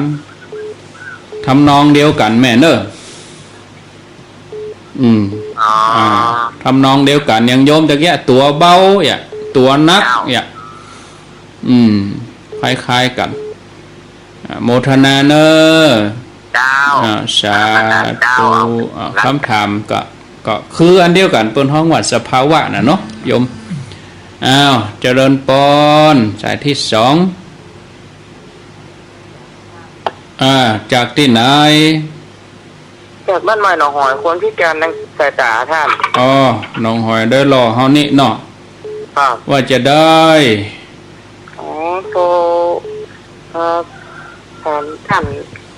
ปูธรรมะวันนี้ก็ถ่าดีเนาะ ฟังเข้าใจดีเนาะ ครับ โอ้อนุโมทนาเนอ ครับประเดี๋ยวนี้แม่ต้นกระเทยอย่าฟัง ดี เนาะฟังตัวฮะกะโทรบอกเขาเปิ้นเฮียกะเนอ ครับ โทรบอกเขาเปิ้นฟังเฮียใช้ต่อไปเจริญปอน ค อ้ไหว้สาเจ้าท่าน จากที่ไหน จากท่านประกุ้ยสุพรรณเจ้า ปากโกยมีคำถามก็ โอ้บะหมี่เจ้า ฟังแล้วเป็นอย่างไร นะ ฟังแล้วเป็นอย่างไรพ่อง โอ้ฟังได้ดีเจ้า ฟังแล้วดี นี่เพิ่นถามมาว่าท่าน ท่านพระครูตอบเนี่ยโอ้แม่ฟังแล้วมันหูเรื่องหมดละเจ้า ฟังหูเรื่องมาแหมเจ้า แม่จังได้ปฏิบัติก่อจังได้นั่งสมาธิเดินจงกรมพ่องก่อ โอ้ประเด็นจงกรมเจ้านั่งสมาธิอย่างเดียวไหว้พระสวดมนต์อย่างเดียว ไหว้พระก็นั่งอายุตัวใดละก็อัน71เจ้า71ละยินดีเนอะเจ้าโอ้เพื่อโทรมาท่านบ่ได้มันโอ้เต็กยังไงก็ได้มันถึงบัดตันเบิ่นวันนี้จับแล้วติดแล้วเนาะเจ้าโอ้ไหว้สาเจ้าท่านเจริญปอนสายที่4เจริญปอนเข้ามาเลยติดแล้วเจริญปอนมีเขาก็ไหว้สาครับผมอยู่ตรงใดห่างดงครับผมห่างดงตำบลหยังห่างดงครับผมตำบลห่างดงฟังชัดดีเนาะครับผมผมว่าที่ว่าเพิ่นไหว้สานี่ม่วนนี่นะผมฟังม่วนกำเก่าหรอไหว้สาเจ้าไหว้สาครับนมัสการนี่มันบ่ม่วนแบบม่วนคัดหูหน่อยเนาะขอบคุณกันขอบคุณที่ได้แนะนำมาครับผมไหว้สานี่ม่วนแต่ว่าไหว้สาเนี่ยเดี๋ยวต้องบอกคือเขานมัสการนี่ว่ามันมาเมืองแต่เนาะเมืองเฮาเดี๋ยวต้องบอกคือเขาเนาะครับผมอันนี้คือไหว้สากันอีเนาะครับผมเอาเจริญปอนไหว้สาเจ้าไหว้สาเจ้าอยู่ที่ไหนบ้านเรือนเจ้าบ้านเราสันปิงแต่บ้านเรือนเจ้าเราสันปิงมีคำถามก็มีเจ้าฟังแล้วเป็นยังได้นะคะดีสอนใจเจ้าฟังตั้ง3 โมงมาแล้วก็3 โมงมาแล้วแม่นิพานหันออกเนี่ยมันพวกก็มีมาแหมโตนนะเจ้ามันพวกก็ท่านพระครูวัดบ้านเราพระเจ้าตะเขียวพระครูเนี่ยจ้ะรอฟังมันพวกอะเดี๋ยวจ้ะแม่นนะนี่กันนะไปกันนะรอฟังเนอะเจ้าไว้เจ้านะพระครูภาวนาโสภิตวันพุกอาจจะเจริญปอนตอนนี้มาจากก่อนครับปอไผ่ถึงกำแพงเนอะป่าไผ่กะครับปอไผ่เจ๊จ้างถึงกำแพงครับฟังชัดดีก่อปออกชัดดีครับผมมีข้อถามนิดหน่อยนะเจิญเลยเวลาเขาไปวัดทำไปวัดในพิธีวัดเขาอยู่ทำวัดเจ้าวัดคำเขาก็เป็นงานเป็นเช่นแรกถ้าเข้าพิธีวัฒกรรมนี่ไอ้ยังงงเงาหอนอนมาลูกเห็นมาเป็นเรื่องหูนั่นจ่ารับจะปนถึงมีเห็นมองอ่ะง่วงกาหาวกาใครรับอยู่ฮะเนี่ยเนาะตอนอยู่ดีๆก็เป็นยังบอกกองเพิ่นไหวอะละหังสมากับหาวรับเลยเอาเราคนลูกเป็นมากับผมเขาคุยฟังทวิทยุครับจะไปรับละตอนฟังธรรมะกันแล้วกันเด้อนะครับผมคุยฟังทวิทยุครับนะเอาเจริญปอนสายที่7จากที่ไหนจากดอยซิวฉันกำแพงครับลุงทองขี้เก่าขี้เดิมคนเก่าคนเดิมครับขี้เก่าขี้เดิมปอทอดอยซิวลุงทอนครับลุงทอนมีปัญหาหน่อยครับเอานักก็ได้สำหรับลุงทอนนะเยอะครับผมว่าจิตคนเฮาเนี่ยมันอยู่ตรงไหนครับเดี๋ยวเนี่ยผมไปหู้ครับที่เขาจิตคนเฮาเนี่ยครับก็อยู่ที่ใจก็อยู่ที่ไหนครับรอฟังเด้อจิตไขก็ใจมันเนี่ยเนาะโมทนารอฟัง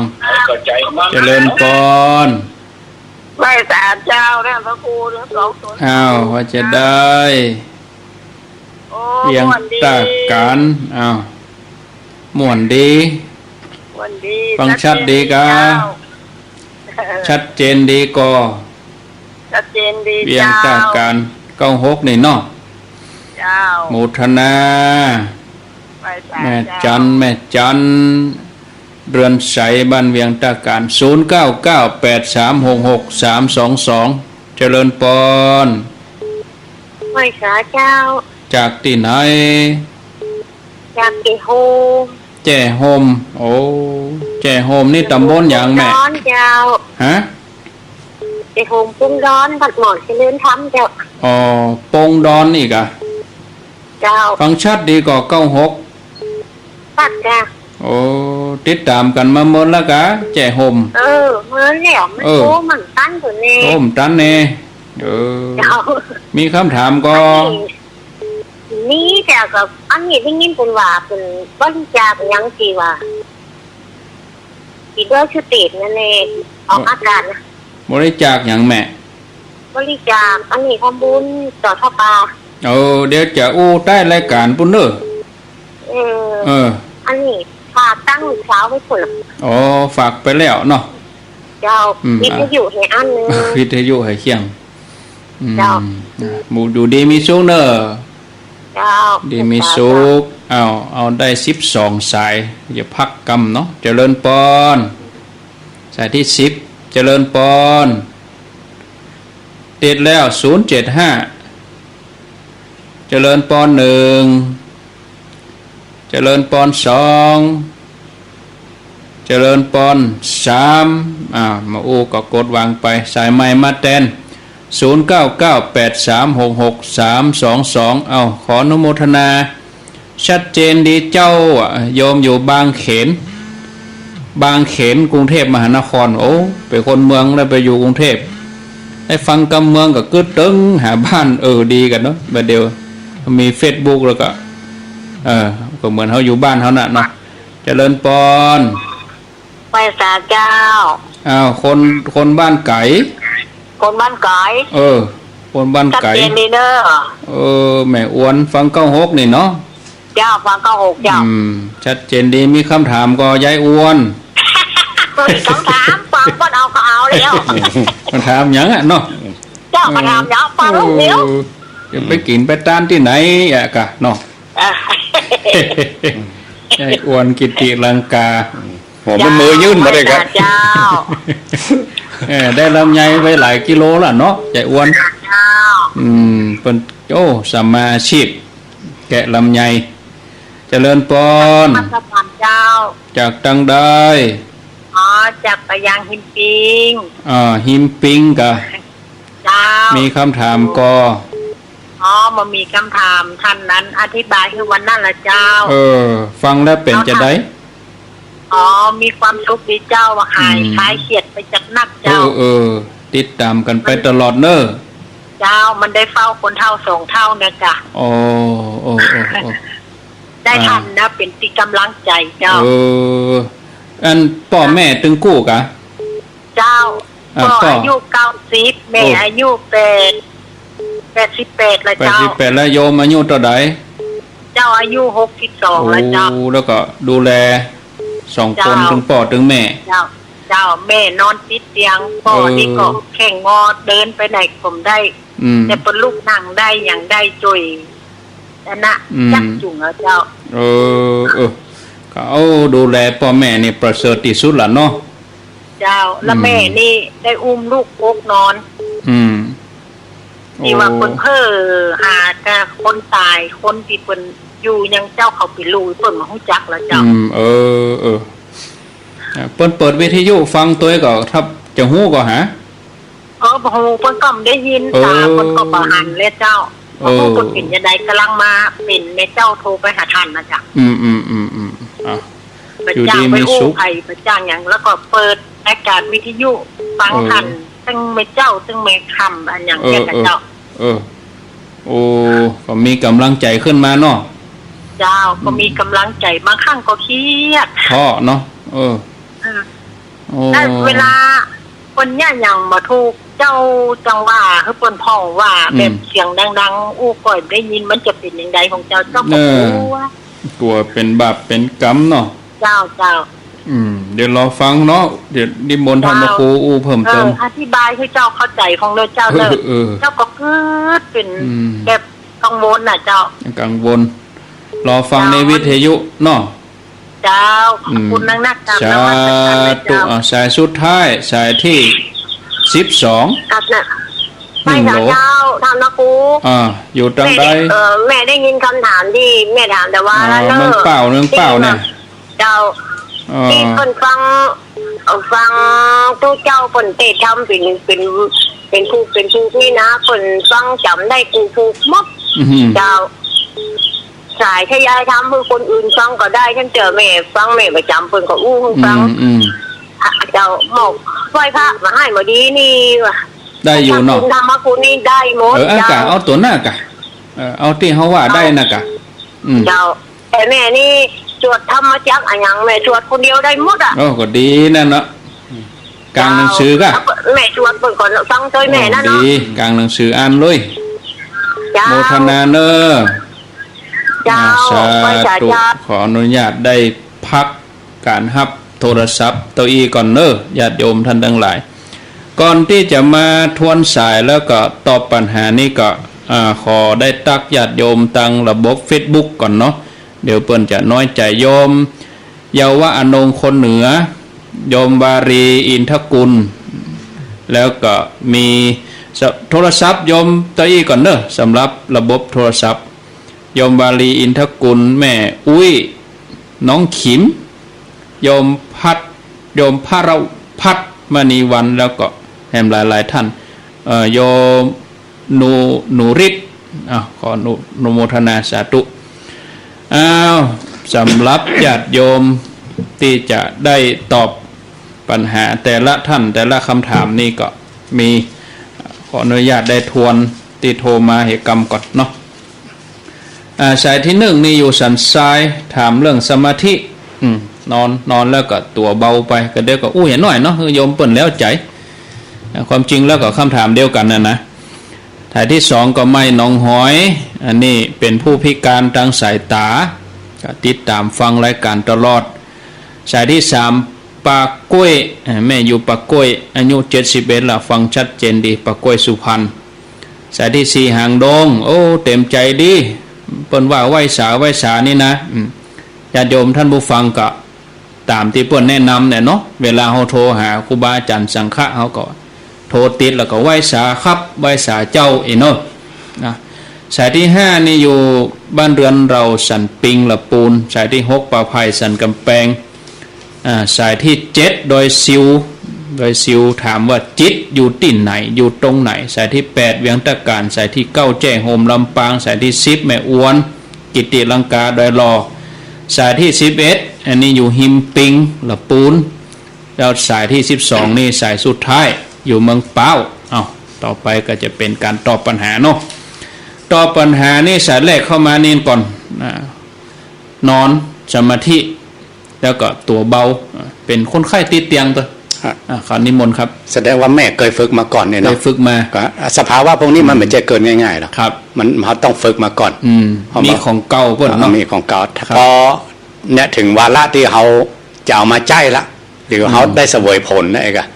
พอเขาเป็นคนไข้ติดเตียงนะเขาไม่สามารถที่ไปเนี่ยอย่างอื่นเนี่ยการเนี่ยงานเนี่ยได้คนออกมาปรากฏเลยเนาะจิตนี่มันเก่งที่มันเคยสั่งสมไว้ตัวเบาตัวลอยนี่มันแบบจะเกิดกับคนทั่วๆไปเกิดกับคนที่สร้างสมบุญมามันถึงจะเกิดแต่ถ้าเขาอยากจะก้าวหน้าแถมหน่อยครับก้าวหน้าแล้วก็มีที่ลงเนี่ยเปลี่ยนสภาวะอย่างที่มันเกิดทุกอย่างนั้นมันบัดเที่ยงไงครับมาเกิดแล้วมันต้องดับพอมันดับปึ๊บถึงมันดับในปัจจุบันธรรมเลยนะครับแล้วก็เอาไปแจ้บังคับว่ามันดับไปแจ้นะมันจะดับด้วยสติปัญญาล้วนๆที่มันหันความจริงครับแต่คราวนี้มันจะขึ้นไปแถมขั้นหนึ่งสภาวะธรรมทั้งหลายไม่มันจะมันเนี่ยมันได้กินอาหารล้ำๆอธิบายอย่างนั้นก็ถึงบัดโทกแล้วเห็นไหมต้องชิมเองอันนี้เหมือนกับจิตที่เขาเคยสั่งสมมาเป็นเอาอุปกรณ์มาเขาละเอง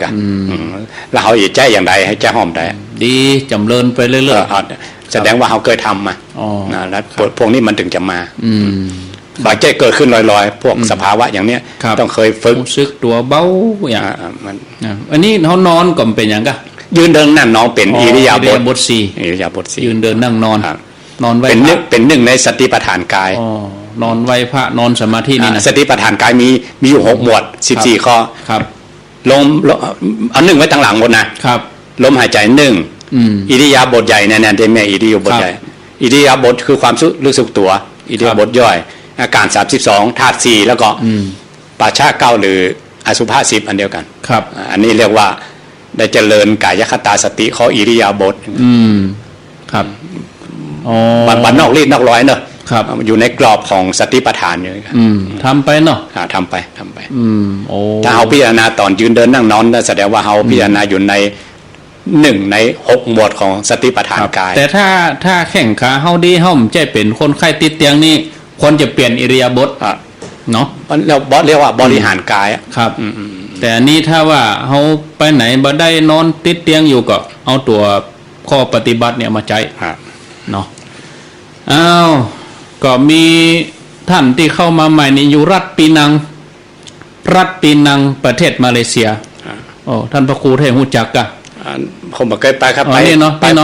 ฮู้จักชื่อนี่ก็อาจจะเป็นสหธรรมอาจารย์ท่านพระครูสุเมธอยู่รัฐปีนังประเทศมาเลเซียอันอย่างตัวเคนำหน้ากิจอะไรอย่างนั้นที่ไหนฮะนี่บนนี่เนาะกิษณะอ่ะเดี๋ยวเนี่ยกิษณะก็ว่ากิษณะอันมันเป็นภาษาฝรั่งครับไทยกิษณะนพรัตน์กิษณะนพรัตน์อยู่รัฐปีนังบนโคตรรัฐปีนังมาเลเซียบนเนาะก็ขออนุโมทนาสาธุจุลปูนฟังชัดเจนดินโยมมาลีบวชกระโทกโยมมาลีนี่อยู่ไกลเหมือนกันอยู่อุบลราชธานีก็ขออนุโมทนาเอามีคำถามครับคำถามจากโยมแถมท่านหนึ่งอันนี้ถามเรื่องเวลาเฮาไปอยู่บ่ได้ก็เป็นอย่างเก่านี่ป้อนี่อยู่สันกำแพงป่าไผ่บอกกองเข้าวิธีปุ๊บดูเจ้าเริ่มสวดก็หาวให้รับอยากมันเป็นอย่างไรนี่แหละวันนี้วอนเป็นดอยเหมือนกันครับมันครอบหลวงปู่เวลาไปเข้ากรรมฐานนะครับเวลาหลวงปู่สอนกรรมฐานเมื่อว่าเวลาพิจารณามูนี่มันจะมาเลยพอใจไม่พอใจง่วงฟุ้งสงสัยมาเลยมันก็นั่งโมยครับถ้าเอาหมาผ่านมันก็เปิ้ลกับเปิ้ลเหมือนเหรียญทองต้นเหมือนเข็มขัดมันมีกูโชคไม่ได้ก็ซ้อมอยู่ฮั่นเนี่ยซ้อมไปอย่างมันต้องมีกู้โชคมันต้องขึ้นเวทีครับตัวนิวรณ์นี่คือกู้โชคเลยพอขึ้นเวทีมันมาแล้วง่วงเลยมาแล้วเนี่ยใดรับก็ต้องสู้กันหน่อยกันสู้เห็นหน่อยไม่ได้สู้เห็นหน่อยเอากันแท้ละเอาจนเต็มเตี้ยถ้าเอาก้านมันก็ต้องไปฝึกใหม่ต้องไปฟิตกำลังมาใหม่อันเนี้ยว่าคนที่ทำกรรมฐานได้เปรียบได้เปรียบเพราะอย่างเพราะเขาไปชกกับมันทำแล้วทำเล่าจนชำนาญเลยเนาะจนหูแห้งกันครับถ้าคนมาได้ทำกรรมฐานมันบอกว่ามันก็ตายได้ตายเลยเขาต้องนอกมันอย่าไปเงินนอกเขาอย่าให้มันนอกเขาแล้วก็ปิ้งมาฟิตใหม่อย่างคนทำกรรมฐานเนี่ยเวลามรณานุสติมาเนาะมันยอมตายได้หลายเตื้อเอาก้านมาปิ้งมาตอนจะตายแต้มากลัวแล้วเพราะมันตายได้บ่อยๆหูแล้วมันฝึกแล้วมันหูหอมแล้วอย่าไปที่ไหนครับเนี่ยคนทำกรรมฐานได้เปรียบเพราะอย่างเนี้ยถ้าคนมาได้ทำกรรมฐานเพิ่มมาทีเดียวแล้วเอาเนี่ยบอกใครไปยังไงมันเหมือนย้อนอันนี้เหมือนกันนี่วอนี่แสดงว่ากู้ชกเขาขึ้นมาแล้วครับมาแล้วตัวอย่างเขาก็มีกำลังดีพอแล้วเปิ้นถึงว่าเขาอย่าหูแหงเขามองใดปากดแล้วลองพอล้อนี่วอนเปิ้นมาแล้วแสดงกู้ชกมาแล้วเขาจะได้เหรียญก็อีกถ้าเป็นนักมวยหรือเป็นนักกีฬานะครับกู้แข่งมาแล้วเนาะที่น้ำมอกใดก็เป็นอย่างเป็นธรรมดาเลยครับปิ่นอยู่ในหมวดสติปัฏฐานข้อธรรมานุเทียบกับมันจะย่ามกันฮะ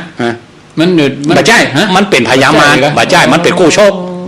คนมันย่ามอย่างหลวงปู่ต้องบอกหลักสูตรของมีต้องมีครับมามีแสดงว่าบ่ใช่เขาทำแบบแต่ตั้งแนวนะเปิดว่านี่มีองค์เลยเป็นเขานะจะมีองค์บ่ใช่ถ้าทำกรรมฐานจะมีนิวรณ์กรรมฐานนี่นะครับมันครูบาอาจารย์เปิ้นเก่งเนาะเพราะว่ามันต้องเป็นกู้โชคมันต้องมา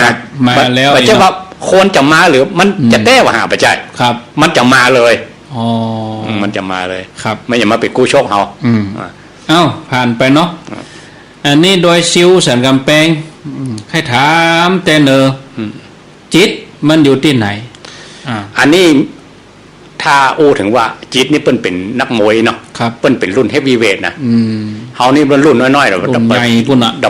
ต้องไปต้าชกมัน ครับ ถ้ารุ่นน้อยเฮาอย่างใดเฮาทลายสักกายทิฏฐิก่อน อ่า สักกายทิฏฐิเหมือนกับกำแพงหรือมันเป็นเปลือกที่หุ้มไหม ครับ ถ้าเฮาละลายตัวนี้ได้เฮาจะไปหันจิตอะ อ่า ถ้าเฮาละลายกายบ่ได้หรือ ได้ เฮา ก็บ่มีสิทธิ์อ่ะ บ่มีสิทธิ์ไปฮู้ถ้าฮู้ก็ฮู้แบบคลุมเครือได้ แสด เอ๊ะ ง อยู่ ว่า หั่นน่ะ ใจก็อันเดียวกันน้ำใจก็ อันเดียวกันนะแต่ว่าเฮาบ่แจ้งกับมัน ครับ ถ้าให้แจ้งต้องแจ้งฐานกายก่อน อ่า ถ้าเฮาบ่แจ้งฐานกายเราไปเอาหมูนี่มันเลิกกันไปมันคนละรุ่นกัน ครับ เอาฝึกไปเขา อืม ประวัติฐานบ่มั่นคง ครับอย่างสติปัฏฐาน4ที่เพิ่นว่าอันเดียวกันก็ อ่า กายเวทนาจิตธรรม อ่า จิตตัวนี้คือตัวนี้ก่อน ตัวเนี้ย อ๋ออันเดียวกันนี่ อันนี้มันเลิกไป เราต้องเอากายนี่ก่อน กายก่อน ทลายกายให้ชัด ครับ ให้ได้ แล้วมีก็คนที่ฮู้จิตเลยมีก็มีแต่เป็น อ๋อ เรียกว่าอัจฉริยะ อ๋อ สำหรับบุคคลที่เป็นบ่มบารมีมานัก ครับ อืม โคของเฮาบ่เหลือการเนาะยัง อย่างเอาง่ายๆอย่าง เออ พระพายะเนาะพระองค์ว่าหันสักแต่ว่าหันเนี่ย อืม หันเนี่ยหมายว่าจิตอยู่ที่ตานะครับ จักขุวิญญาณเนี่ยก็ อ่า ได้ยินสักแต่ว่าได้ยินเนี่ย ครับ รู้สักแต่ว่ารู้ อืม รู้แจ้งสักแต่ว่ารู้แจ้งพระองค์บอ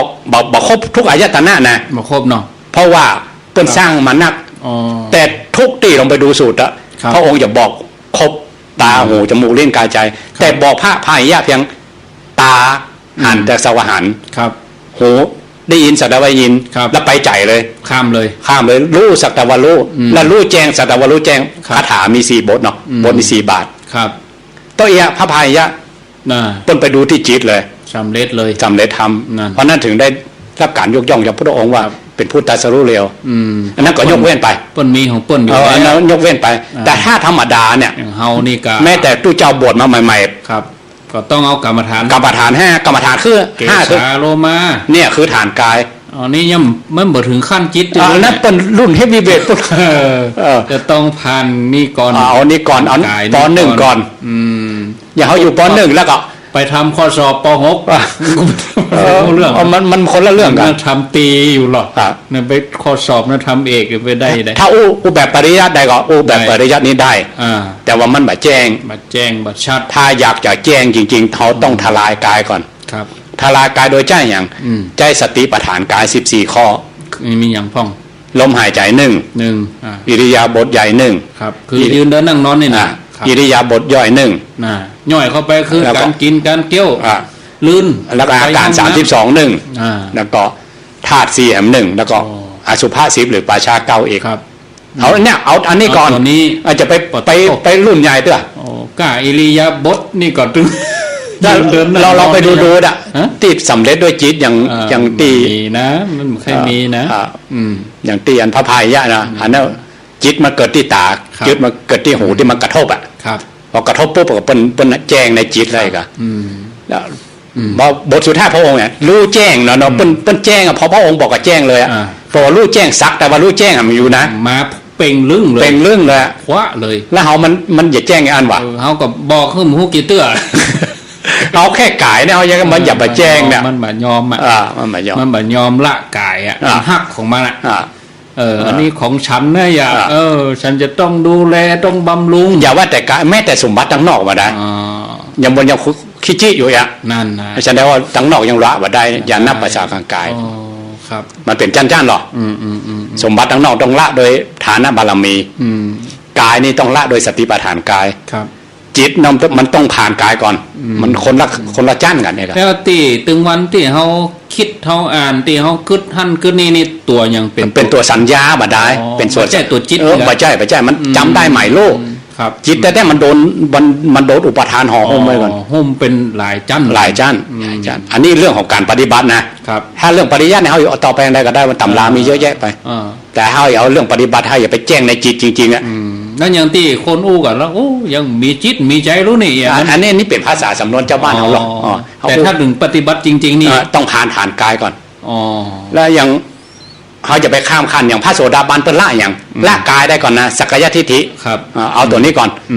ถ้าบาแจ้งตัวนี้ไปจิตเป็นเรียกว่ารุ่นพระอนาคามีพุทธ ครับอ๋อเอาต้องครบแตกตัวนี้ก่อน เอาตัวนี้แตกก่อน อ่า พอตัวนี้ระเบิดหรือตัวนี้ละลายหรือตัวนี้แจ้งจิตมันก็ปรากฏขึ้นมาเอง อ๋อ มันซ่อนอยู่ไหนฮะ ครับเอ้าบ่สงสัยแล้วก็ดอยซิวจิตอยู่ไหนถ้าอู้ตามภาษาจังเจ้าบ้านเขาตาเขาหันปุ๊บเขาหันจิตก็อยู่ที่เขาหันเขาได้ยินปุ๊บกับจิตก็เปลี่ยนไปที่ที่มันอย่างเจ้าบ้านเขามันบ่กึดตัวนะกะมันบ่ได้พิจารณาตัวที่เขาฮู้อยู่เนี่ยอันเนี้ยว่าเปิ้นตาเขาพูดเขาก็ฮู้อย่างตัวเนี้ยเดี๋ยวเรียกว่าตัวจิตเปิ้นสรรเสริญเขาก็ใจเขาฟูอันนี้ก็เรียกว่าตัวจิตก็ได้อันนี้ตามภาษาเจ้าบ้านทั่วๆไปนะครับแต่ถ้ารู้เรื่องการปฏิบัติเขาต้องทลายกายก่อนครับถ้ากายมันบัทะลุเอาไปชกข้ามรุ่นน่ะครับเนาะเอาเข้ามาได้สักอย่างละเล็กตึงหลังฐานมันมั่นคงทลายได้ไหนบ่ได้ไหนต้องเอาเข้าโตดแล้วบุญบาปบ่มีหั่นแล้วเอาปฏิบัติไปเนี่ยหยังเนาะธรรมะพุทธเจ้าบ่มีแหมปฏิบัติมาไป10ปี20ปีเนี่ยก็บ่มีสักอย่างละยุ่งแล้วก็มันเอาบัดแต้หรือเอาแต้แล้วแต่มันมีครูต้องมีครูบาอาจารย์ด้วยต้องมีครูกันอ๋อครับเอ้าต่อไปเดี๋ยวตักญาติโยมที่ Facebook ก่อนโอ้กับนมัสการท่านพระอาจารย์สอยแล้วก็โยมกุศิลาโยมกุลิศลาสายเรียงอนุโมทนาแล้วก็โยมนงนุชสายลือพาฟังอยู่หนองแสะสันกำแพงแล้วก็แม่คำผงอุ่นบุญตันโยมสมยศปัญญาทะวราพันธ์วิเลิศศักดิ์โยมบ่ได้แจ้งพิกัดเนาะว่าอยู่ที่ไหนโยมสานิตพึ่งพรชัยกันิกามุ่งวิชาแม่อวนทาเกิดฟังอยู่สันกำแพงชัดเจนดีคุณเอแม่โสภากองสิงห์อนุโมทนานี่อันนี้ระบบ Facebook สายต่อไปที่เป็นคำถามก็คุณบ่เชิงคำถามเนาะเป็นอู้คำเพื่อกำลังใจโยมสายที่11เนี่ยเฝ้าตึงป่อตึงแม่อันนั้นก็อายุ99อันนั้นอายุ88บางเทื่อก็ท้อห้องเขาเคยตอบไปแล้วเนาะมีโยมคนหนึ่งชื่อโยมเหมียวจำชื่อได้อยู่กรุงเทพนะครับเราเคยมาปฏิบัติที่จีรังรีสอร์ทแล้วก็ตอนนั้นเป็นป่อเป็นอัลไซเมอร์มันนะครับก็ตัวใหญ่แล้วก็เปิดกับใจใส่ปอบมันเนาะบางทีเข้าไปห้องน้ำอาบถึงผ้าถึงครัวอย่างนั้นนะแล้วก็เอาผ้าชุดใบไม้มาสวมใส่เปี้ยแบบมาดึงบดเองอ่ะแล้วมันเป็นจะลุกจะนั่งเนี่ยแล้วก็ต้องลากกันนะแล้วก็เป็นมีลูกไม่ยิงไงเนาะแล้วก็โทรมาก็ให้ไปตัวอ่ะแล้วก็อันให้ว่ามันตุกอ่ะกินน้ำตาทั้งวันเลยอ่ะแล้วผมก็บอกว่าโยมเนี่ยเขาได้ซักผ้าขี้ตีผ้าเหี่ยวมันก็ว่าอย่างเนาะอันนี้ผ้าติบของเขาอีกหน่อยถ้าเขากึดมาตั้งหลังนะสมมุติว่าป่อเขาละไปนะเขาจะม่วนเนี่ยถ้าเขาบ่ได้ทำตอนนี้เขาจะกินแหนงคนโบราณว่ากินอย่ากินบะเสี่ยงว่ากินแหนงว่าบ่ได้ทำบางคนยังพ่อแม่บ่มีแล้วกึดใจจะเนี่ยมันทำมาได้มันทำมามีมันมีตนเฮือเนี่ยแล้วมีพ่อมีแม่คนโบราณว่าตนบุญเขาอะแล้วเขามีโอกาสได้ทำเนี่ยบางคนก็เป็นหนังไหวกระดูกเหี้ยหนังไหวกระหูบเนี่ยอันนั้นแค่ระลึกคุณนึกบ่ได้กตะเวทีมันต้องแทนคนมันทำเลยเขาอย่านึกว่ามันเป็นภาระอย่านึกว่าเป็นนะมันเขาต้องทำอะเอาง่ายๆว่าสมมติเลยเนาะตั้งแต่หัวถึงตีนี้เป็นของพ่อของแม่นะครับเพิ่นถึงเขามาแล้วยิ่งเขาเอาอาการ32มาประพฤติปฏิบัติธรรมอีกครับโอ้โยมก็ว่าถ้าฟังรายการแล้วก็มีกำลังใจขึ้นมาถ้าทำบาปไปนะเอาไปหนูหันย้อนไปเนาะไปฆ่าสายโลหิตเป็นอันนันตริยกรรมฆ่าคนอื่นยังมาใจนะมาใจเตื้อถ้าบุญกับบุญนักบาปกับบาปหนามาตูคาดปีตูคาดนี่อันนั้นคนโบราณว่าถ้าได้ใจใส่พ่อแม่เพราะว่าหม้อนรกกับสวรรค์มันอยู่ใกล้ๆกันเพราะมันบางทีก็ได้มันป้นหูป้นบดีเขาว่าดังห้องเป็นอย่างก็แล้วเขาก็มันหมายใจพระอรหันต์ตายเนาะมันจะมีเจตนามันก็กิเลสมันก็มีความโกรธความเกลียดความน้อยใจแม่ก็กินยาแล้วเดี๋ยวเขาว่าปุ๋ยเนาะมีหลายคนเขาย้ำออกมาก็มันลากไอ้ล่าคนเดียวอย่างมาอ้ายมาได้กินลาบกุ้งใจนี่เนาะใจมันเกิดจากความน้อยใจ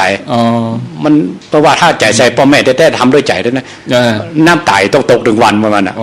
ขนาดนั้นเลยนะต้องอย่างอีกกินโดยน้ำตาถึงวันอ่ะเสถียรเขามันแบบมีโอกาสได้ไปกินไปต้านหันเปิ่นไปต้านหันตานี่แล้ว เขาก็บ่ได้ไปตามไปเปิ้นอย่าง อันนี้ก็เนื้อนาบุญก่อนพ่อแม่เขา นี่ เราก็ ซึ่ อง ยู่ หน้านี่ ก็อยู่สองหน้าสองตาก็อันเนี้ยกะ ตามกับนี่ดีกว่า เนี่ยกะ อันอื่นนั้นเขาก็เลี้ยงลำดับเอาเนาะจะไม่บางก็มีเหมือนกัน จะเป็นละก็เขาก็เอาเป็นหน้ากระดานไป มีคำถามโยมหลังไม้แต่บ่ว่าโยมเปิ้นอยู่ไหนหรือว่าโยมชื่ออย่างเนาะเปิ้นก็ว่ามันซ้ำจับกันนี่พอดีที่คำของโยมเตียนละปูนให้เปิ้นว่า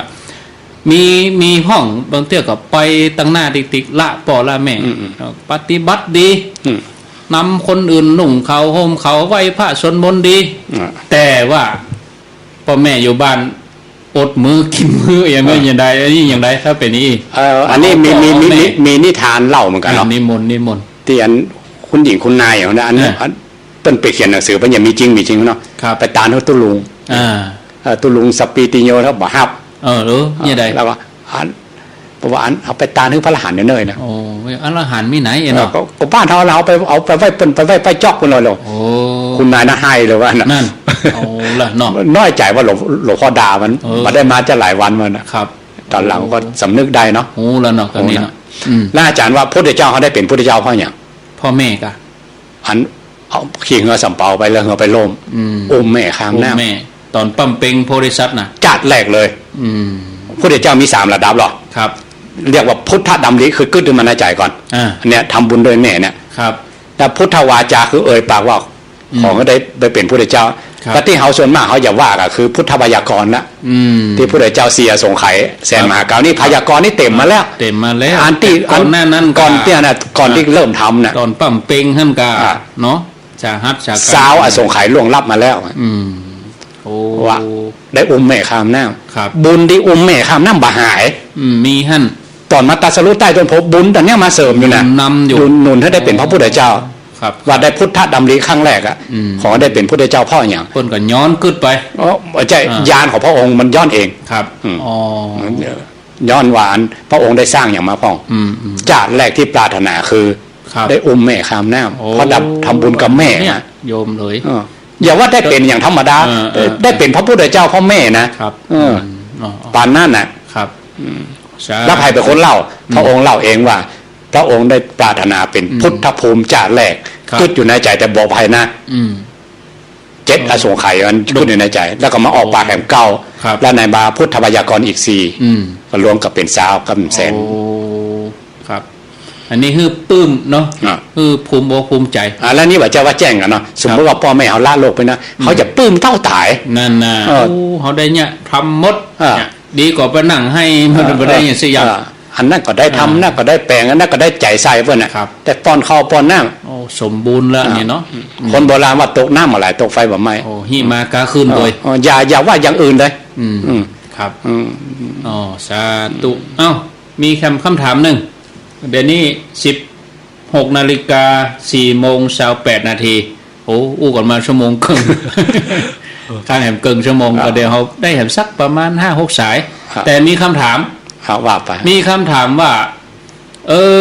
อันเนี้ยบริจาคอุทิศร่างกายก็คือว่า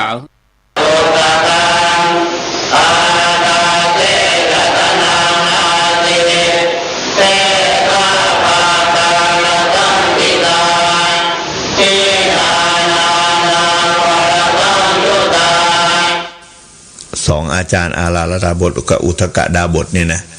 แล้วก็ได้ทำบรรลุธรรมในเรื่องของสมาธิตามอาจารย์แล้วพรุ่งนี้ค่อยมาฟังกันต่อแล้วกันโยมหันไปดูเวลาเลยละเดี๋ยว